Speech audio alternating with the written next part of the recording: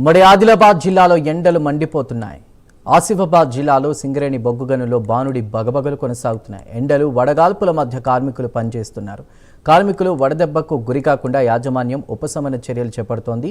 మరింత సమాచారాన్ని మా ప్రతినిధి చంద్రశేఖర్ అందిస్తారు.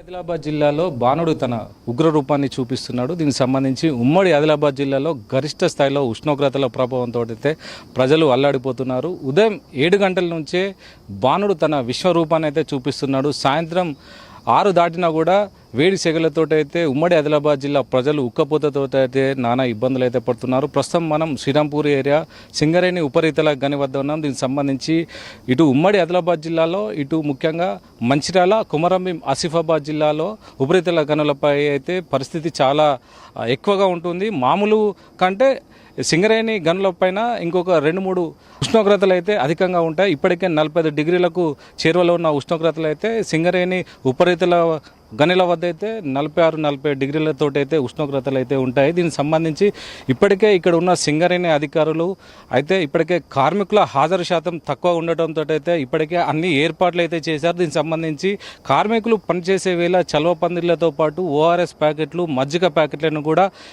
పంపిణీ చేస్తున్నారు. అదేవిధంగా ముఖ్యంగా సింగరేణి ఉపరితల గనుల వద్ద అయితే మొత్తం మిషనరీతోటే ఇక్కడ పనులు జరుగుతాయి. ఏదైతే దీనికి సంబంధించిన షెవర్లు కానీ, డంపర్లు కానీ ముఖ్యంగా మిషనరీతోటే ఇక్కడ పనులు జరుగుతాయి. కాబట్టి అధిక ఉష్ణోగ్రతల వల్ల కార్మికులు అయితే హాజరు శాతం తక్కువైపోతుందని అయితే ఇప్పటికే సింగరేణి అధికారులు అయితే సూచిస్తున్నారు. దీనికి సంబంధించి ఇటు కార్మికులకు ప్రతి ఒక్కరికి హాజరు శాతం వచ్చే విధంగా, అదేవిధంగా ఇటు ముఖ్యంగా ఇటు కార్మికులతోటి మాట్లాడుతూ వారికి అన్ని ఏర్పాట్లు అయితే చేస్తున్నామని అయితే అధికారులు అయితే అంటున్నారు. దీనికి మనం ప్రస్తుతం సింగరేణి ఉపరితల గనుల వద్ద అయితే ఉండి అసలు ఏం జరుగుతుంది, అసలు కార్మికులు ఎలా పని చేస్తున్నారైతే చూపించే ప్రయత్నం అయితే చేస్తున్నాం. దీనికి సంబంధించి మనం చూడవచ్చు అక్కడ ఏదైతే ఇప్పుడు ప్రస్తుతానికి డంపర్లు కానీ, లారీలు కానీ అన్లోడింగ్ చేసుకునే విధంగా అయితే ఓబీ మట్టిని అయితే తీసుకెళ్తుంది. ప్రస్తుతం ఇక్కడ సుమారు ఉష్ణోగ్రతలు అయితే 46-47 డిగ్రీల చేరువలు అయితే ఉంటాయి. దీనికి సంబంధించి మొత్తం కార్మికులు ఎండతోటే పని చేయాల్సిన పరిస్థితి అయితే ఉంటుంది. దీనికి ఏ విధంగా ఇప్పటికీ అధికారులు అయితే అన్ని ఏర్పాట్లు చేస్తున్నారో కార్మికులు కూడా అదేవిధంగా ఎండలోనే పని చేయాలి. ముఖ్యంగా 3 షిఫ్ట్లతో పాటు ఉదయం, మధ్యాహ్నం, రాత్రి 3 షిఫ్ట్లు ఉంటాయి. దీంట్లో ఈ 3 షిఫ్ట్లకు సంబంధించిన కార్మికులు పనిచేస్తారు. దీంతో ముఖ్యంగా ఉదయం షిఫ్టు, మధ్యాహ్న షిఫ్ట్కు సంబంధించిన కార్మికులకు అయితే ఎండ తీవ్రత వల్ల కార్మికులు అయితే చాలా ఇబ్బందులు అయితే పడుతున్నారు. దీనికి సంబంధించి ప్రతి ఒక్క కార్మికుడు కూడా కొంత నిరుత్సాహంతో ఉన్నారు. ఎండ వేడిని తట్టుకోలేకపోతున్న పరిస్థితులు అయితే ఉన్నాయని చెప్తున్నారు.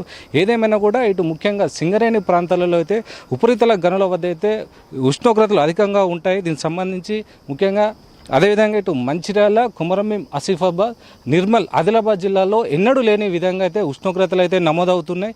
ఇప్పటికే 45 డిగ్రీల చేరువలు అయితే ఉమ్మడి ఆదిలాబాద్ జిల్లాలో ఉష్ణోగ్రతలు దగ్గరికి వస్తున్నాయి. రానున్న ఇప్పటికే మే ప్రారంభంలో అయితే అయింది. దీనికి సంబంధించి మే ప్రారంభంలో కూడా ఉష్ణోగ్రతలు మరొక నెల రోజుల పాటు అధికంగా ఉంటాయని ఇప్పటికే వాతావరణ శాఖ అధికారులు హెచ్చరికలు అయితే జారీ చేస్తున్నారు. ఇప్పటికే రెడ్ అలర్ట్ అయితే ప్రకటించారు. ప్రజలు అప్రమత్తంగా ఉండాలి, ఎండలకు బయటికి రావద్దనే ఇటు వైద్యులు అయితే సూచిస్తున్నారు. ఏదేమైనా కూడా రానున్న రోజుల్లో అధికంగా ఎండలు ఉంటాయని అయితే ఇటు వాతావరణ శాఖ అధికారులు అయితే హెచ్చరికలు జారీ చేస్తున్నారు. కెమెరా పర్సన్ రాముతో చంద్రశేఖర్, ప్రైమ్9 న్యూస్, ఉమ్మడి ఆదిలాబాద్ జిల్లా.